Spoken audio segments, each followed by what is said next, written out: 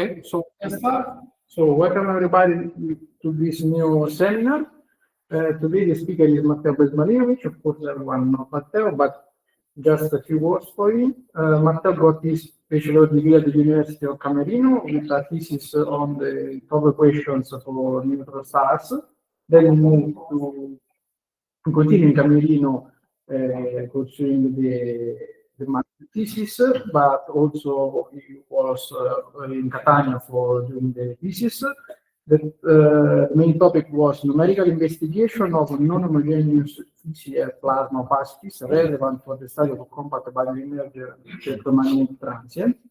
And then he got his master degree and also won the PhD position, as we know everybody, at the University of Rome Sapienza, and he's performing also almost finishing his PhD. I think the thesis is the final version now, with a title Modeling of Early Stage Kilonova ejecta opacity in the multi-messenger era. So, Matteo, you can start your presentation. You will have 45 minutes plus 15 questions, and then I will tell you 5 minutes in advance. Perfect. Okay. Thank you, Diego, for the introduction. So, good afternoon to everyone.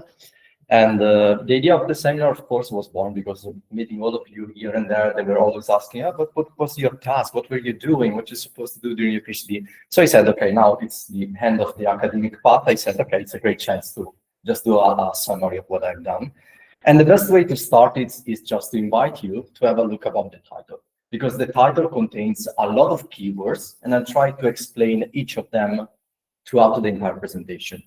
As a summary, I would say that my work is concerning the estimation of opacity in the framework of the multi-messenger astronomy, in particular talking about the kilonovae. So, of course, as you may understand, I will start by a theoretical introduction about the kilonovae, but before to let you understand what is kilonovae, I need to introduce the art process, since this is the engine that moves the research community focusing on kilonovae and not only. Beside that, I will go deeper into the core part of my PhD, which was concerning calculations from atomic point of view. So the most part of my job was taking into account and performing atomic calculations and integrating these atomic calculations with thermodynamic information about the environment that I will present to you, because all together are essential ingredients for estimating the opacity. Then, as a final step of my work was, okay, let's introduce this opacity performed into the kilonova modeling, and let's see the effect that this opacity reflects on the final spectrum. So if you are calculating a certain amount of opacity, let's see what kind of perturbation this opacity is introducing into your model, and you should see some effects at the end. That's the idea. So in order to start, of course, I would like to start with this plot, and I'm 100% sure that half of the audience knows what I'm talking about, but maybe the other half of the audience is more familiar with this right image, which is the periodic table of elements. And the most important part, and I want to convince you today, that both of them are actually correlated. Or if you want, both of them are written, created, because they are following a particular order. The periodic table takes into account the atomic number and the electron configuration structure. The plot on the left takes into account the abundancy, so how much of that element is actually present, and is organized as a function of the atomic mass number. Okay. But what I want to tell you is that when we are focusing till the iron peak, in astrophysics, it is, let's say, whole known. There could be some exception, but mainly till iron 56 peak, we know how things are going into stars and not only. So we are referring till iron in the periodic table. But then the long-standing question that moved the research community in the last decades, I would say half part of the 900th century, is understanding what's going beyond the iron 56 peak. And returning to the periodic table, I'm talking about all the rest of the elements.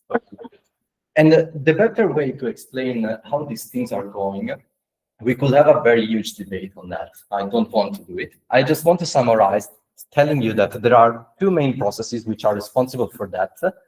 We could argue about three, it's fine, but I will just focus on the slow process and the R process. Slow and R is an acronym of S and R is slow neutron capture process, and R process is the rapid neutron capture process. So I'm talking about a process that is capturing the free neutrons into an environment, capturing before this neutron, by natural, they decay into protons. So if your process is capturing faster, then you have an R process, okay? And when I'm talking about R process, I'm taking into account the fact that it is moving through a line which is increasing the neutrons, so the atomic mass number, okay? And it means that we need an environment full of neutrons, so we need to have less number of protons, so less number of electrons. So that's why we are talking about the electron fraction, and we are looking for an environment that has less than 0.5.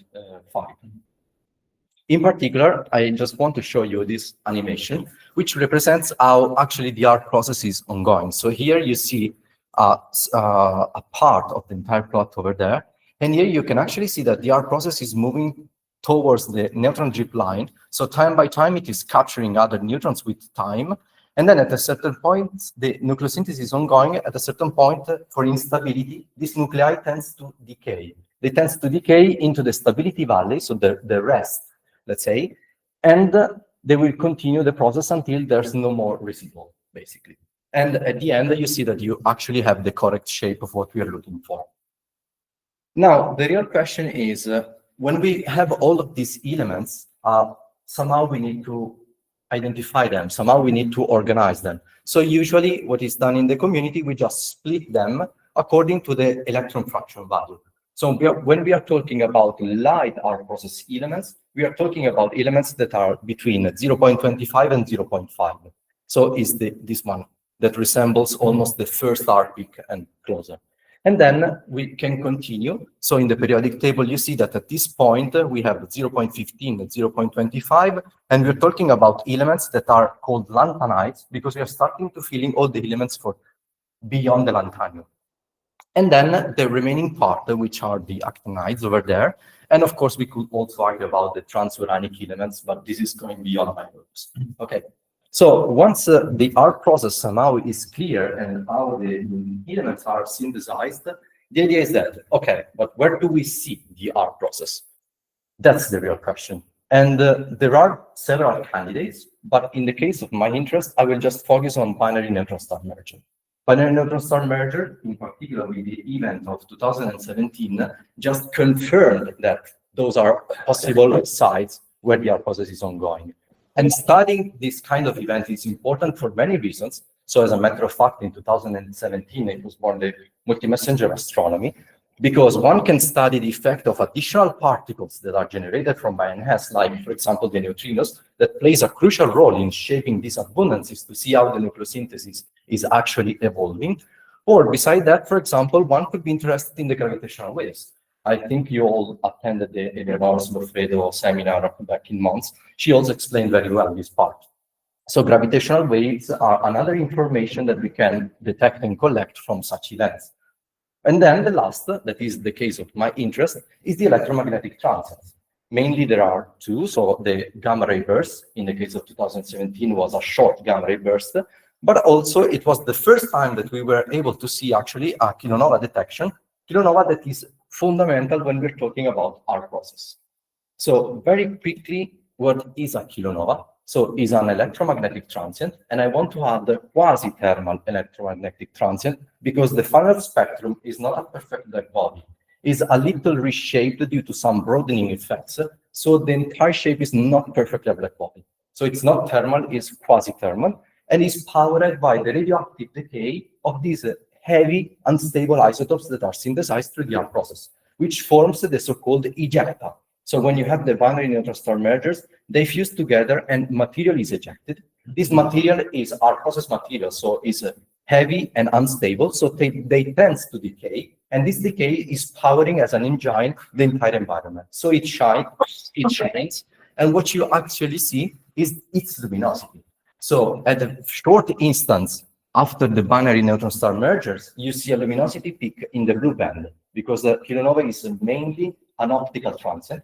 So you see a peak in the blue band, and after 1 week, 10 days, it shifts towards the red peak. So pushes to red and near infrared in late book.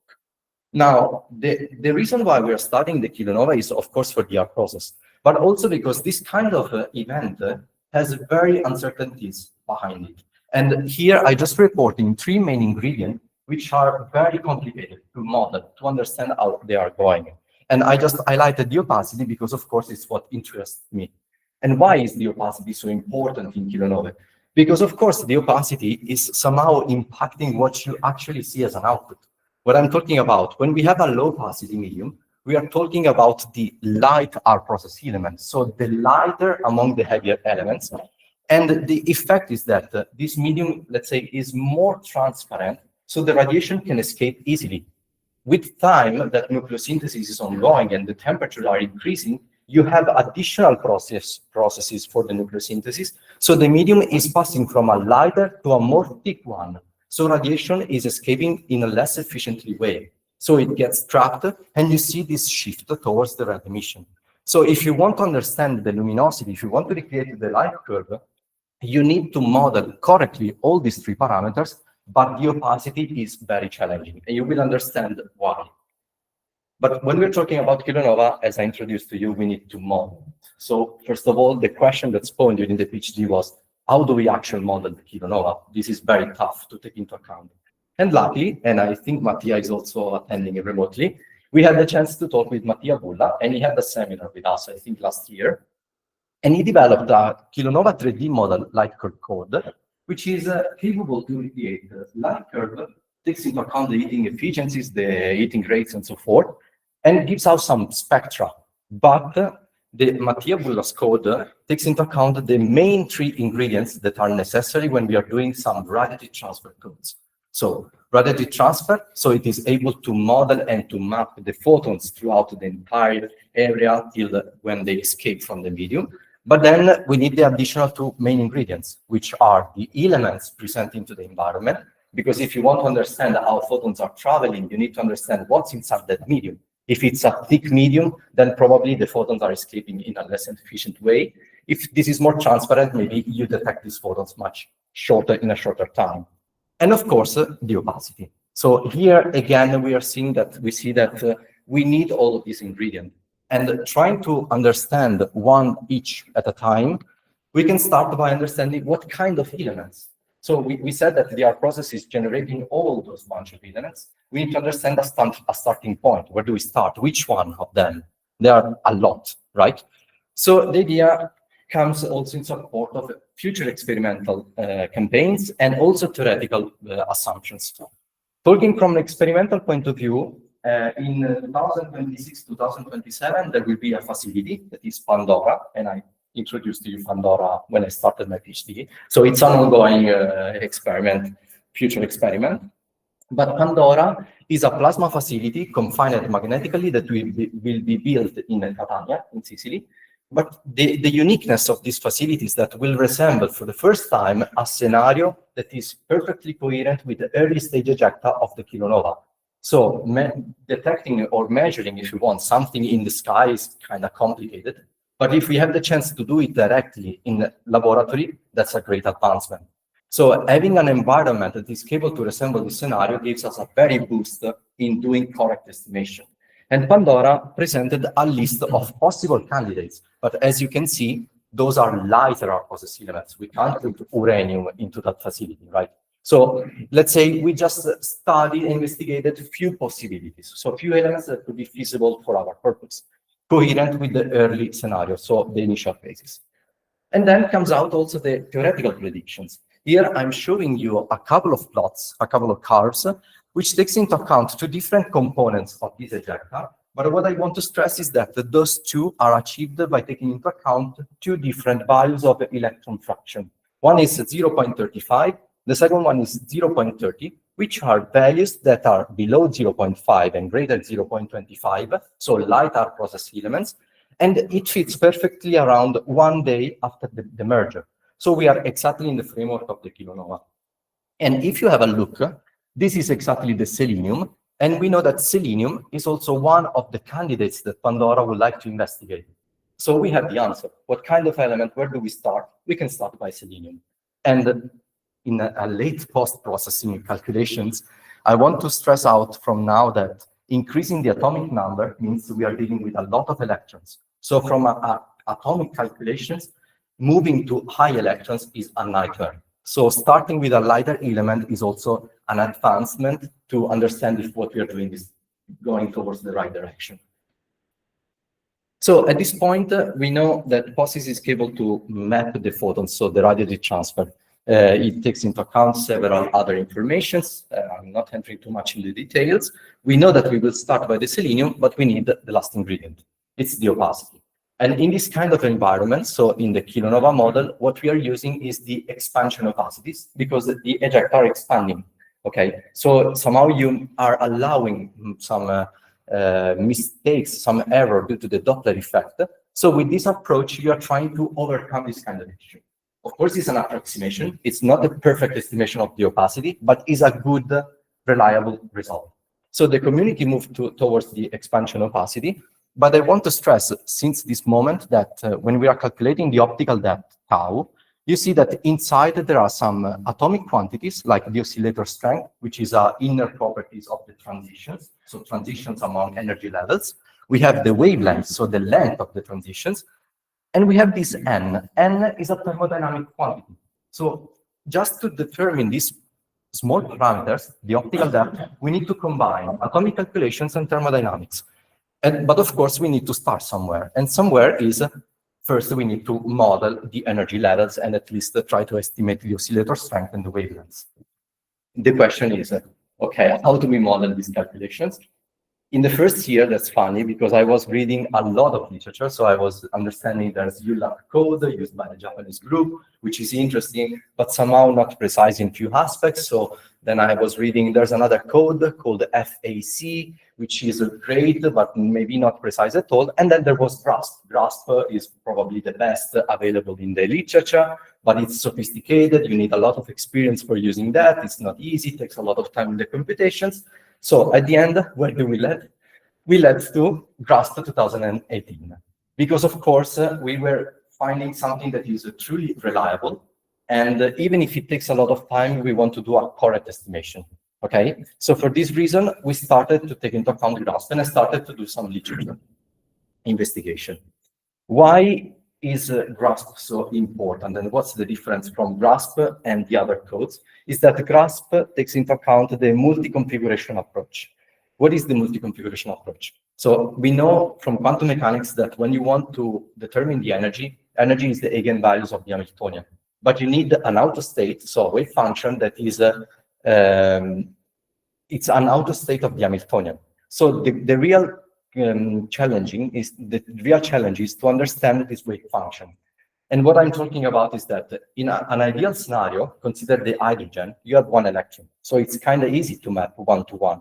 You know your ground state, you can try to map time by time an excited state according to the energy you are providing to the medium, and the analysis is quite similar. You can also do it analytically. But what happens when you are moving into a scenario where you have a lot of electrons? You can't anymore map one-to-one. It becomes very complicated. For example, in the case of selenium, you may have an electron in the ground state, but you don't know at what higher energy level it's reaching. For example, it could go to the same quantum number, n equal to 4, starting from an n equal to 4 to an n equal to 4, so at the same quantum number, but on different configurations. So this electron is excited on two possible scenarios, and I just reported only two. There could be many. But in the worst case, and actually this is what it's ongoing in such an energetic environment, your electron might be excited to different quantum levels. So you can't properly a priori model exactly one-to-one.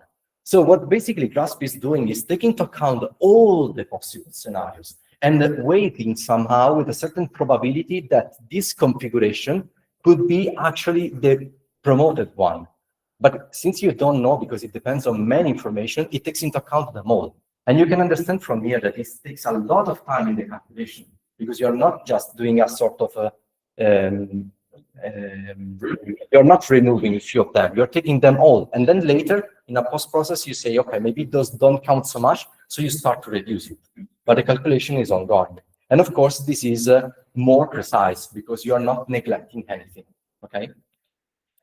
So what I've done basically, once I learned how to actually do calculations with GRASP, I started to prepare electron configuration sets, and they were organized mainly divided by even and odd parity of the configurations. Because in the kilonova framework, mainly we are interested into dipole transitions. Dipole transition goes from an even state to an odd state. So you need to reverse the parity. So it was necessary to split them. But the real point, and keep that in mind because it will be helpful later on, in every sort of electron configuration set that I chose for the selenium, I was taking into account the same orbital symmetry. So even for the even for the odd, I was always saving SPDF orbital, always. While, for example, I was checking in some literature papers, sometimes they do not respect it. For example, here you don't have even the d orbital that is appearing here, and there's no f orbital shell, okay? So the more correlation you introduce, of course, the longer is going to be the calculations, but probably we may expect it to be maybe efficient. We will see it quite soon. So starting from that, usually in a grass procedure, you start by a reference layer, and then you do iterations time by time till a certain n. In my case, I decided to fix to a maximum of n equal to 8. I was starting to n equal to 5, 5s, 5p, and I set to n equal to 8. Maybe it was worth it to go n equal to 9, maybe, but of course the time in the computation is exploding. So I said, okay, let's focus over there, and let's see layer by layer interaction how the result is going, okay? So moving to actually PhD thesis results, here I'm showing you the first energy levels that I calculated with CASP. And in my analysis, my calculations are performed in red. And I was always comparing them, first of all, with the NIST database, which is the main reference that I will take into account when I'm doing some calculations. But when I had the chance, I was also comparing my results with available data from the literature.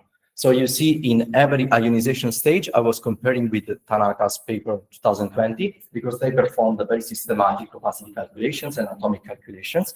And in the case of Selenium 2 and 3, I was able also to find additional literature reference performed by Lithuania group. And one of the organizers, coordinators of the Lithuania group is also one of the developers of CRASP. So of course, these calculations are worth it to take into account. But beside the energy level structures that right now looks, okay, maybe that's correct at all, I wanted to do some error estimation. Let's see actually if they are true, correct at all.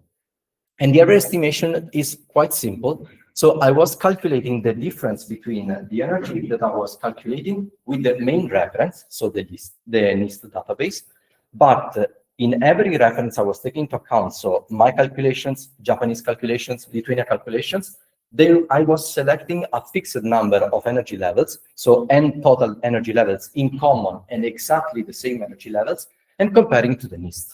So I was precise that all of us determine the exact energy levels, and let's see the precision that we achieved. And this is the table of results. So in red are my calculations, in orange are the Japanese group, and you see in percentage that my results are more closer to the NIST compared to the Japanese group. But why is it happening? Of course, we are using two different atomic codes, so the issues could be also computationally speaking, but mainly it's because in my electron configuration set, I was always respecting the same orbital symmetry. So somehow my calculations were always symmetric. While, for example, in the Japanese group, they did not respect this symmetry. And this is impacting in the final output, okay?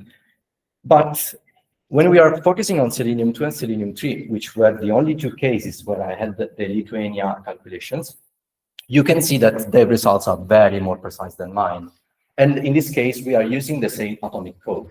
So once again, the electron configuration that we chose were almost similar. So the differences must be attributed to the configuration interaction procedure. As I said, I stopped to n equal to 8. They reached n equal to 10. I stopped by including till the F shell. They introduced also the G, H, and K shell. And they introduced also more correlation in terms of how many electrons are excited, what kind of electrons are excited, because they impact in the final output. And actually the results prove that. But anyway, our calculations demonstrated that we found an efficient calculation procedure in a very reasonable time, because if you have a look on these two plots, maybe focus the one on the right, which is much easier for you. This is the calculation procedure in hours, and the layer MR, layer 1, L2, and L3 is the 3-layer optimization. You can clearly see that in Selenium 1 and Selenium 2, in the even case, it took more than almost 2 days, okay? So in this case, it took a lot. But this is important because in my calculations, if you're taking into account the entire path went along for, I don't know, maybe each ionization stage like 1 week. The Lithuania group, only for doing selenium-2 and selenium-3, optimized with those values, they took like 1 year and 2 months ahead. So, of course, precision required time, grasp required advanced computations, but somehow we want to speed up this procedure. Even if not precisely accurate as they got, our results proved to be reliable. So let's find a trade-off. Maybe not perfect, but at least good to be used for some comparison in the literature and for some further investigation of kilonovae in a shorter time. But anyway, for completeness, in my analysis, I said, okay, let's keep the 3 atomic data set and do a comparison between the 3 atomic data set also for the opacity and also for the kilonova model. So one set is based by my red data, so selenium 1 to 4 performed by me. Then the second set is selenium 1 to 4 with the Japanese results. And the third set is taking into account the ionization stages that had the most precise result. So I included selenium 2 and 3 from the Lithuania group, but additionally, I also introduced my selenium 1 and my selenium 4 because they demonstrate to be the most accurate possible available right now in literature, okay? So now I'm moving towards the expansion opacity. Unfortunately, if you remember at the beginning, I said that to calculate the opacity, I need atomic calculations, but I also need thermodynamic. So I had to integrate my results with some thermodynamic information. What kind of thermodynamic information? I want to estimate this NL, but NL comes from a Boltzmann distribution, because in the scenario that I'm moving, so in the early stage, the collisions are so high in the processes that we can estimate a unique temperature for the entire medium, so it is reasonable to assume a local thermodynamic equilibrium. Also because the density are so high, such that it grants us a good, reliable results to use thermodynamic equilibrium. So to distribute the particles, so understanding how many particles are actually populating the energy levels, we need to use the Boltzmann distribution, which tells us how many particles are among the energy levels at a specific ionization stage. So I had to include also the psi equation to establish what's the ionization in the environment. You fix the temperature, so you know what kind of ionization you're dealing with, and then you calculate the distribution of the particle according to those ionization stages. And here, I'm showing you a plot result that tells you, as a function of the temperature, which is the ionization stage that dominates at that temperature. So for example, if you focus at 5,000 Kelvin, you see that the dominant one is the selenium-2, and you have a tail, a small contribution from the selenium-1, but you don't have any contribution from selenium-3, selenium-4, and so forth. If you are pushing to higher temperatures, for example, 10,000 over here, you have contribution of selenium-3, partially selenium-2, and maybe a tail raising of selenium-4. But of course, you can understand that if we are pushing to larger, greater temperature, like for example, 100,000 Kelvin, we can't stop to selenium-4.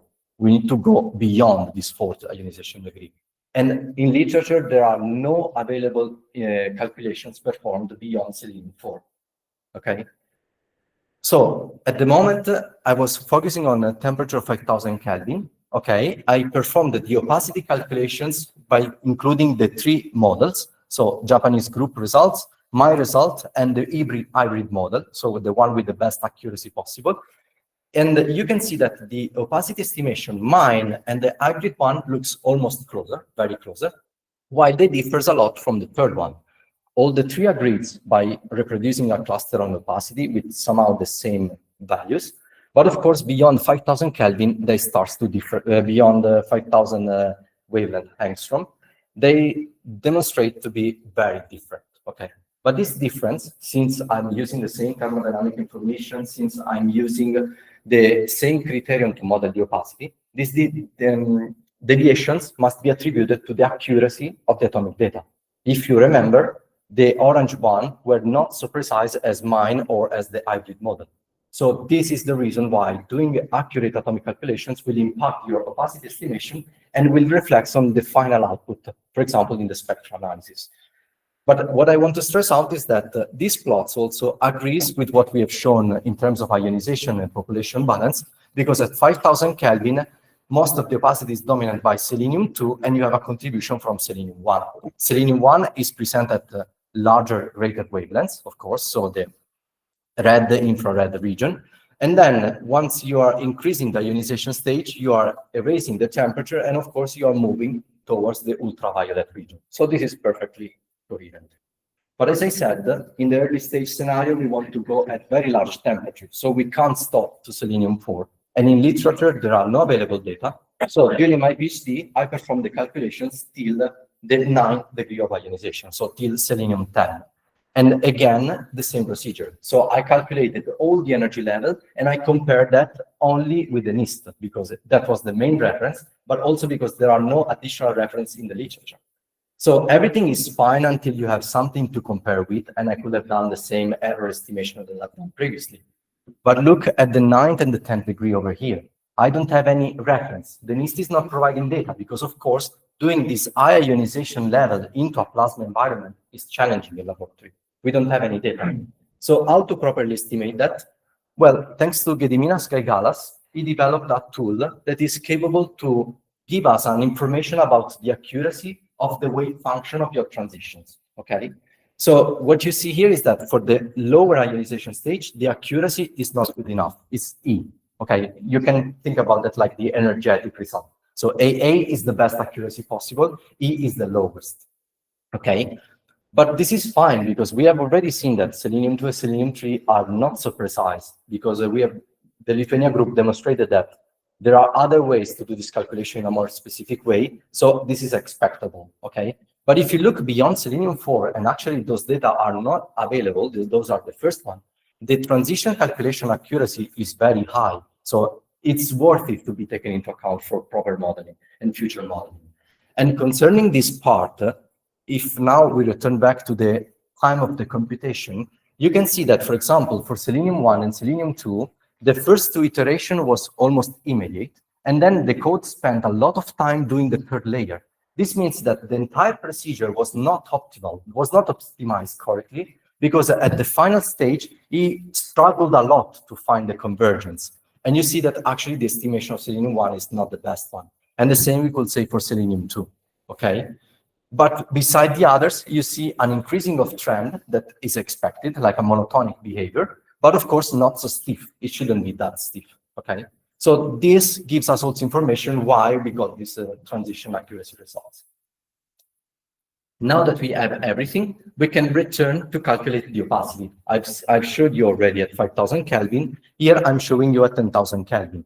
Again, at 10,000, we knew that selenium-3 was contributing at all. Then we had partially selenium-2 and maybe the tail of selenium-4. What you see here is that, again, my calculations, model hybrid and Japanese group, all the three somehow resemble the same behavior for the cluster of opacity, even if the values are changing a little. But our calculations with the hybrid model are more coherent because, again, we are moving to more accurate atomic data. And here we are actually predicting something concerning the selenium-4 that the Japanese group do not see at all. Okay, but in the table that I showed previously, the accuracy of selenium-4 was way lower than ours. So this is probably the reason why we don't see that.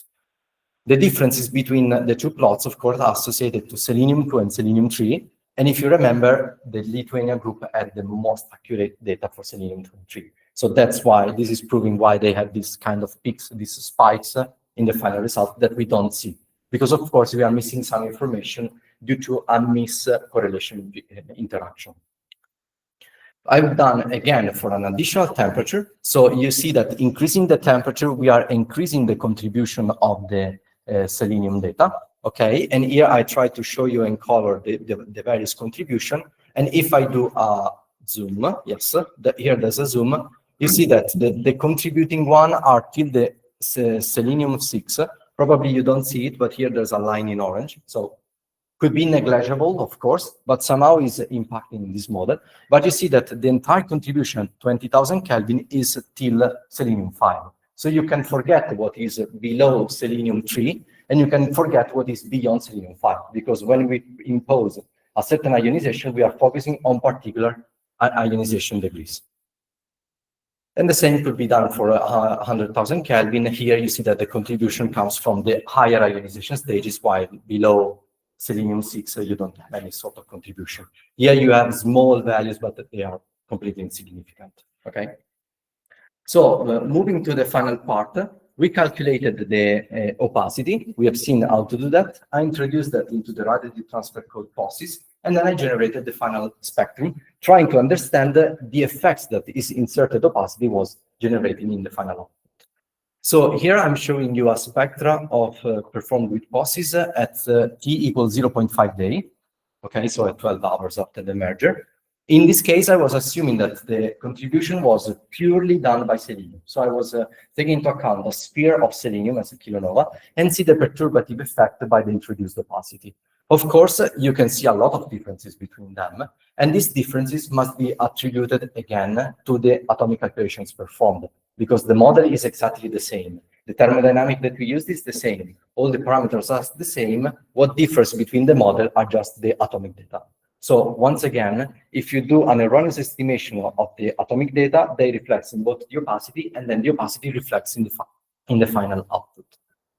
And we have done the same consideration also in the case of 10% of selenium, where I want to invite you to have a look on this equation, because this means that when our opacity generated is greater than the mixed gray opacity that we assume to be 0.5, you actually see some perturbation. But when the gray opacity is greater than our opacity values, then the gray opacity is covering everything, and you don't see any sort of features, okay? So what happens here that we have the difference between the models is because in that region, probably we have an opacity value, so selenium opacity contribution, that is greater than the gray opacity. So we can actually see a sort of reduction on the final spectrum output that we don't see beyond this temperature, beyond this wavelength, because here the gray opacity is dominant. If you remember, in the case of 5,000, 10,000, also 100,000, at small wavelength I had a peak, and then all the rest was almost nothing. So in the rest part, the gray opacity is highly contributing, so I don't see any sort of effects. But in the lower wavelengths, I see some affection due to this difference. And I've done the same analysis also for a later time. So in this case, I focused on 1.43, because at 1.43, it was the first time that X-Shooter collected some spectra for the AT2017gfo kilonovae. And in this case, I can say the same behavior. So the model differs each other in the case of 100%, of course, and this again must be attributed to the atomic data. While in the later phase, you see that the models have some differences in the small wavelength range, but then after the, I think this is 2000, 3000 angstrom, all the models, let's say, agreed perfectly, because in this case is dominant degree opacity. So just to go towards the conclusion, during the PhD, what I've done is to build the entire framework. So performing atomic calculations, doing opacity estimation, reading all the codes. For the grasp calculation, I was using the grasp 2017 code. And then the third ingredient, the third part was to calculate the final spectrum. The most important thing is that now all this data are available in a new platform that we created, our group created, in which you can find all the information concerning the nucleosynthesis. So it has process, hard process, and you can find the yields, the tracers, and everything. And then the lower part is more related to the opacity estimation, where you can find also the atomic data, accurate atomic data calculated, and all the information like the energy levels, the final spectrum, so the flux as a function of the wavelength, and so forth. And now we are trying to fill that with additional elements. So the goal that I'm going to do in the incoming years is, of course, trying to calculate additional elements, because right now I just focus on selenium, but the idea is to introduce more and more of the elements of the periodic table, but still focusing on the early stages, so on the lighter elements, also in view of Pandora experimental future measurements. And here I'm just reporting you the case of zirconium and molybdenum, which are already under calculation. Just very quickly, I want to do a summary of my PhD. So I started in 2022, yes, 2022, now we're ending 2025, so 3 years, perfect. So at the first year, of course, the goal was to understanding what to do and how, and reading a lot in order to have an idea of what to do. And of course, another goal was to learn grasp, because at a certain point I understood to do grasp. And trust me, at a certain point when I was reading grasp, I was like Fantozzi. So I don't know what to do. So it was very, very challenging, but somehow we managed. So in the second year, I also moved up, in the first year, I moved between Catania and Trento because we had some collaboration in Trento trying to learn this atomic code, which was very sophisticated. And also because we were looking on a different code and then we realized that was the current one. I think it was direct, yeah, direct. Then in the second year, I, of course, continued with the neutron grasp, and I performed the calculations. I've done a lot of tests, and gladly, I had the chance to go into an atomic collaboration meeting in Lisbon, which was like the key to open a large door, because I had the chance to contact Gediminas Veigalas, one of the developers, which gave me some important hints into perform the atomic calculations. And then the third year was the challenging year because I've done almost what was left. So in the first 2 years, I performed the atomic calculations. In the third year, I refined the atomic calculations. I performed the opacity estimation, and I performed the spectral analysis with POSSIS. And of course, in addition, the paper and the thesis. So that's it. And thank you very much for listening to me.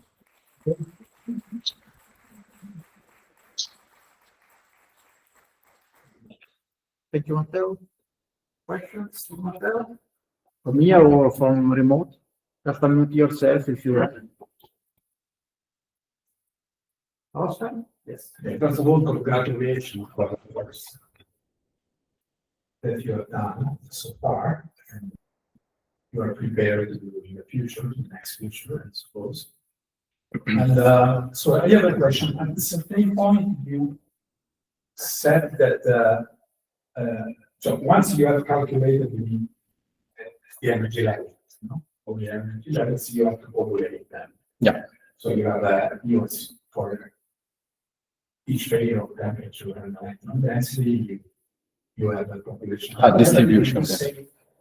And you said that at the early stage, the interaction with photons and atoms are so efficient that this guarantee you that you are in low equilibrium, so you can use the Boltzmann and Sagan equation to populate the levels.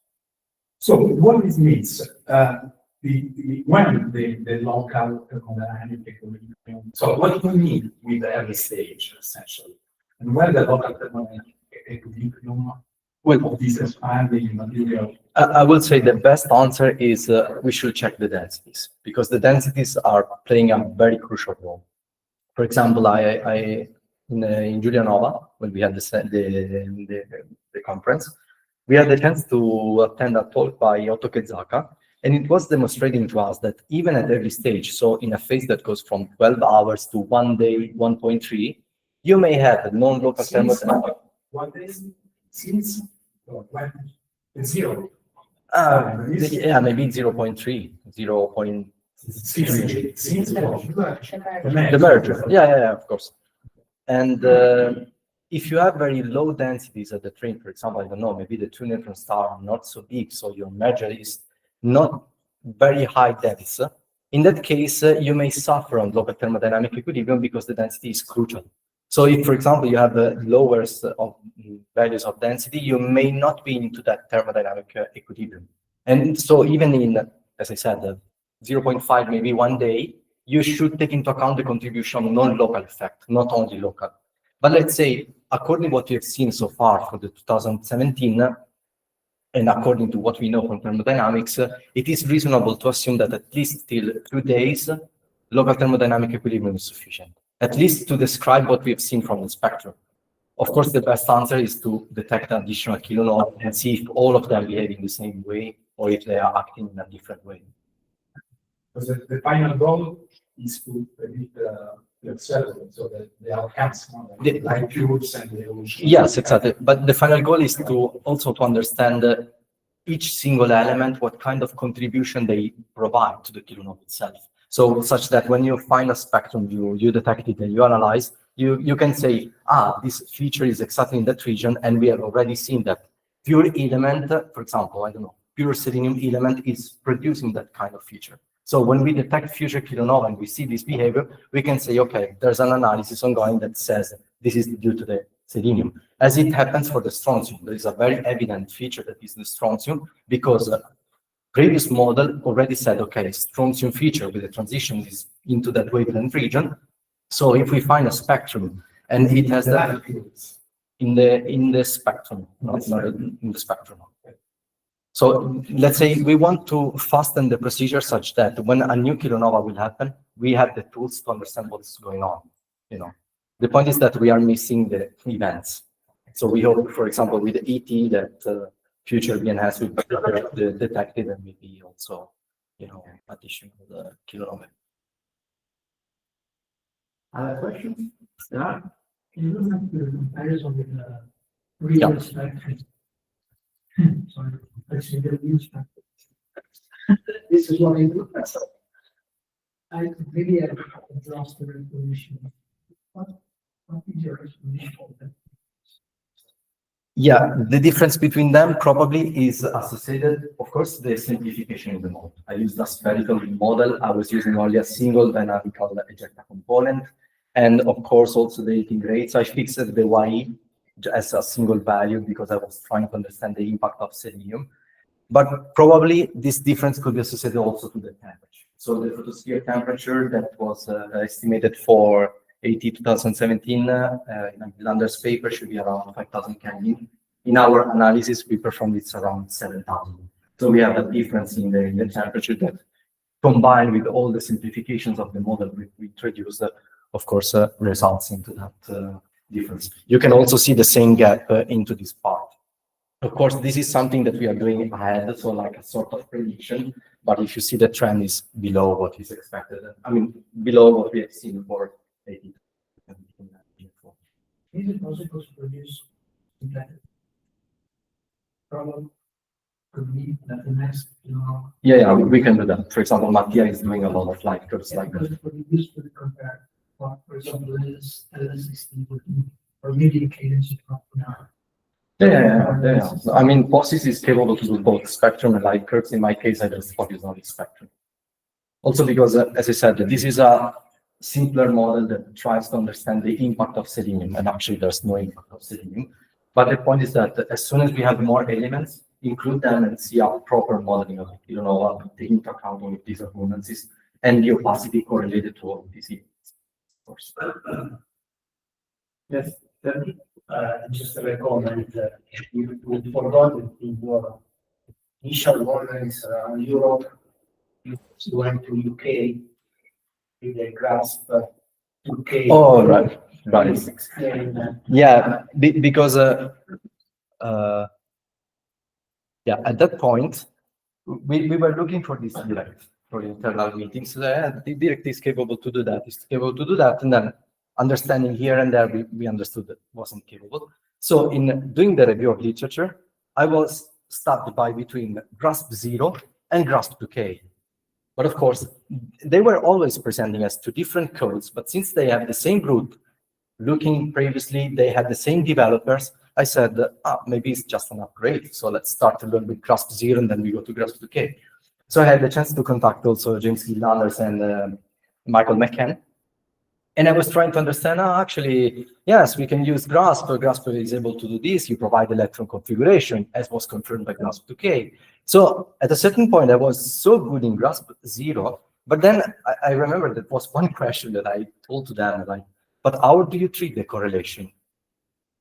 Do you mean with correlation? Yeah, when we're trying to do the optimization. No, we just provide them in input. But wait, let me show you what kind of inputs I have.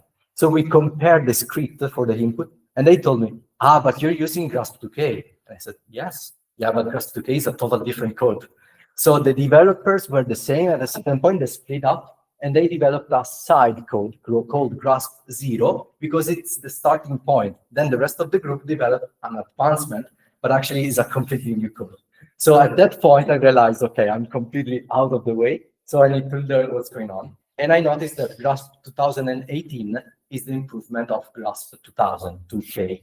So, okay, this is the good direction, but now I need to learn everything that's going on.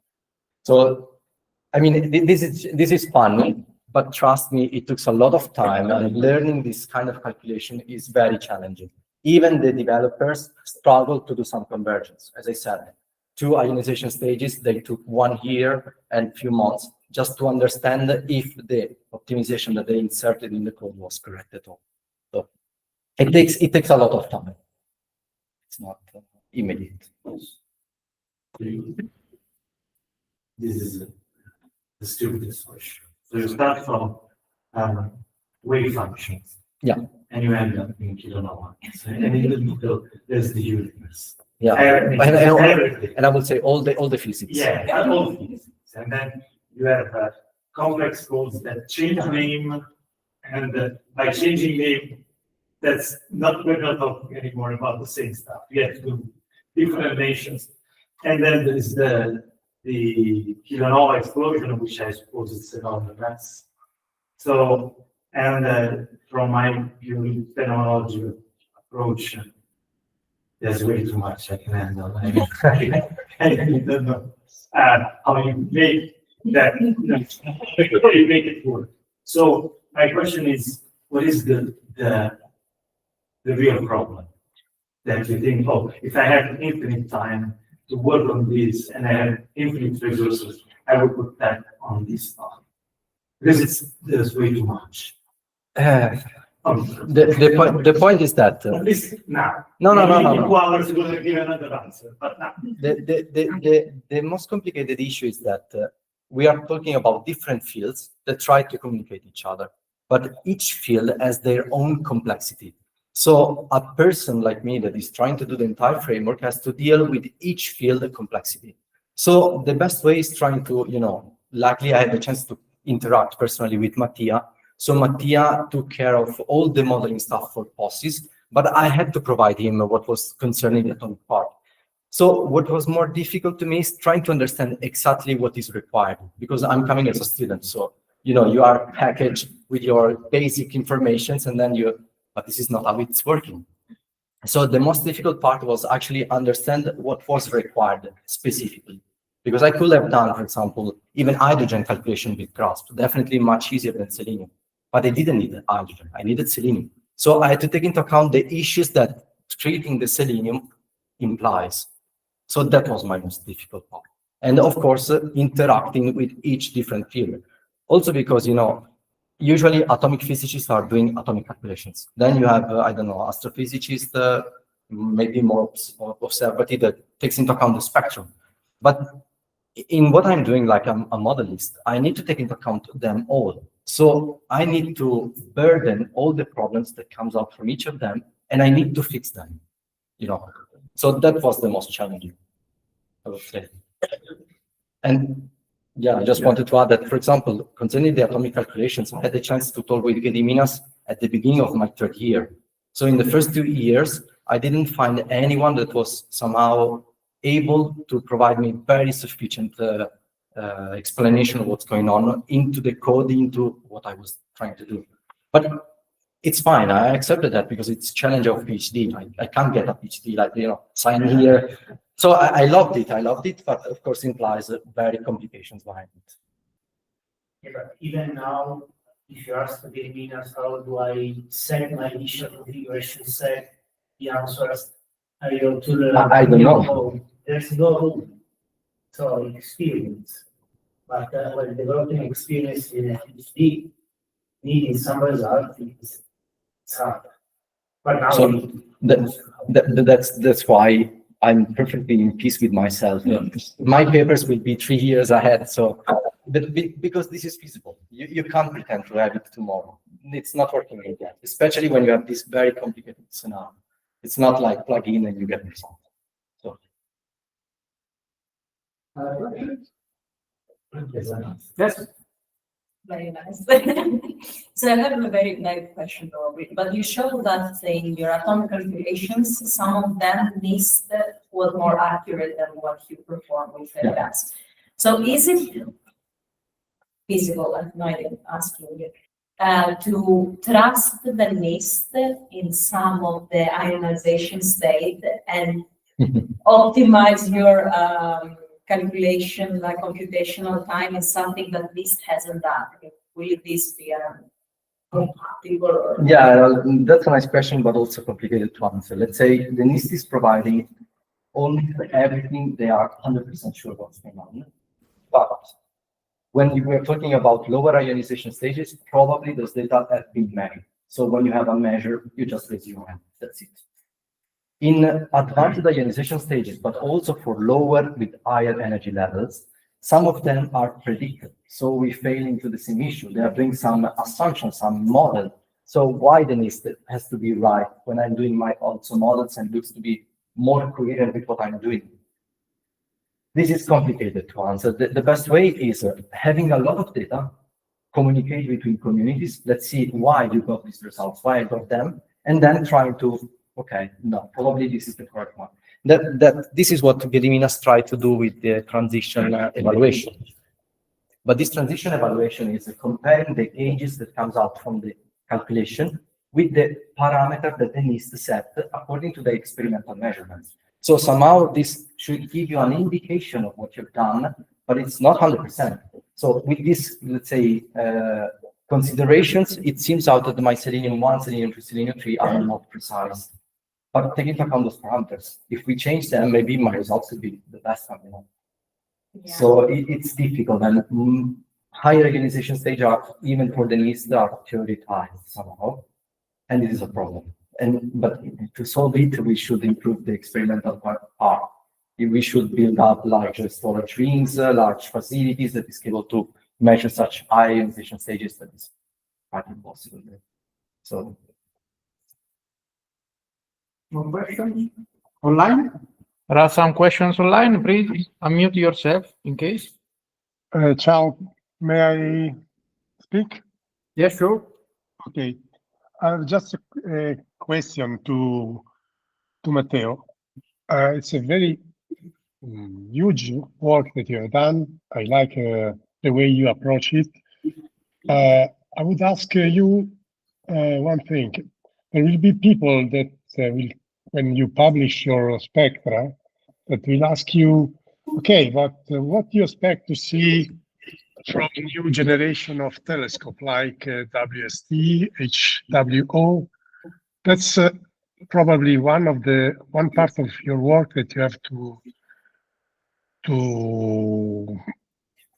be ready to answer in somehow. It's not too difficult, but I think it's something that is very useful for the people who is planning to decide how and what kind of decision to take for having one telescope optimized in one wavelength or in another, or what is the resolution and so on.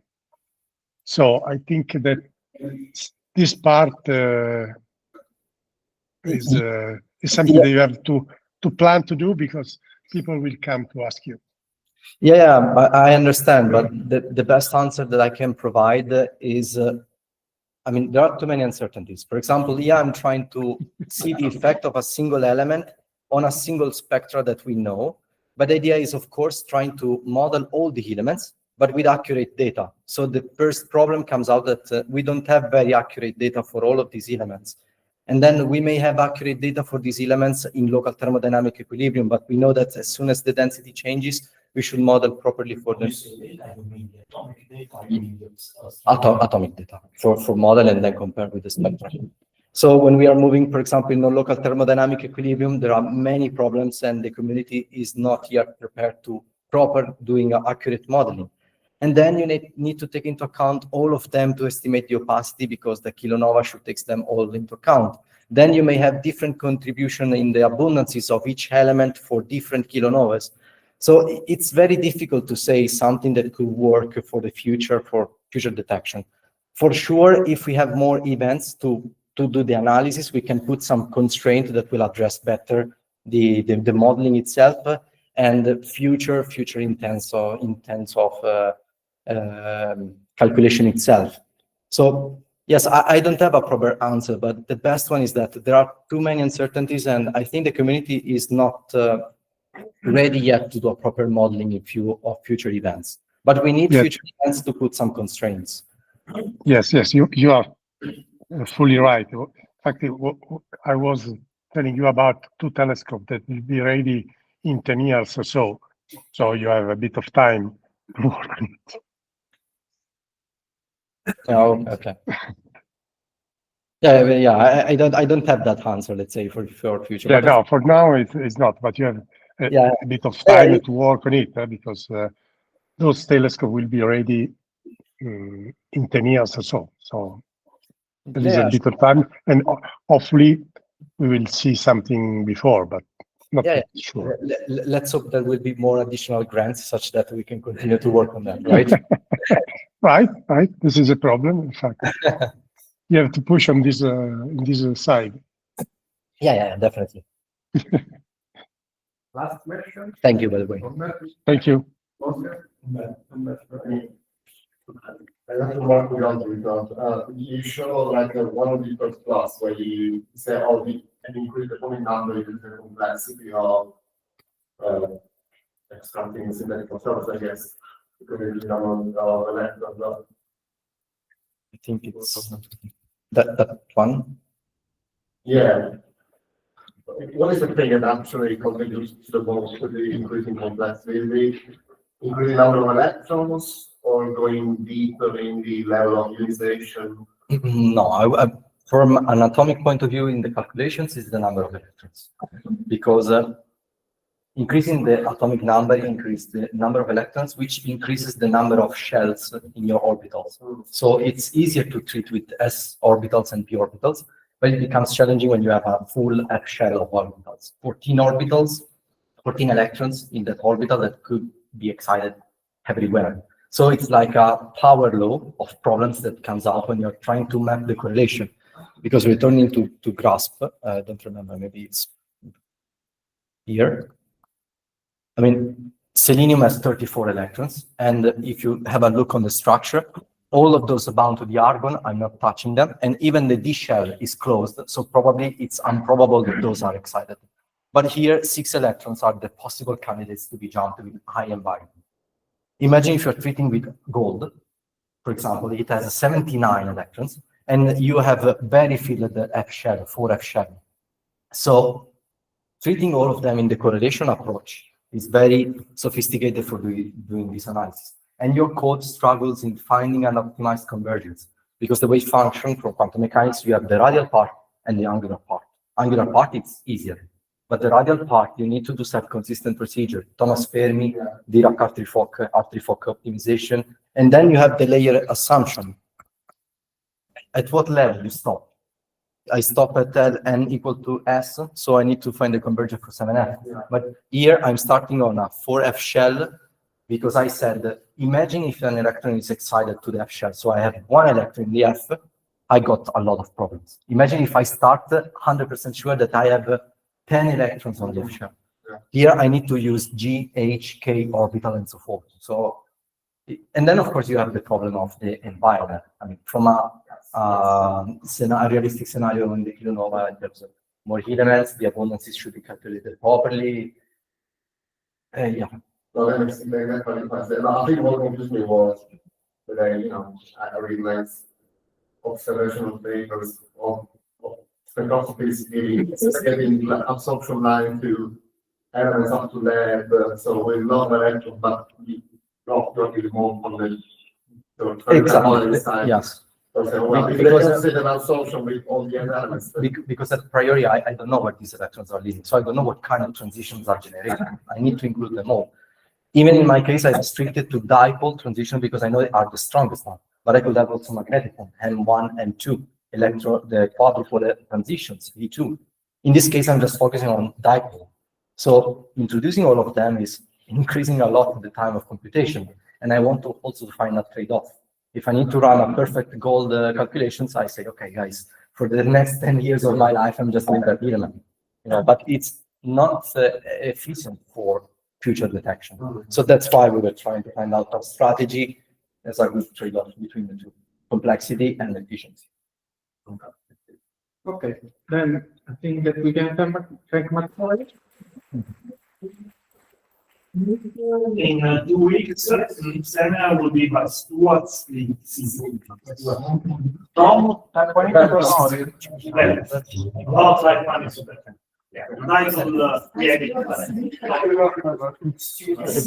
Thank you.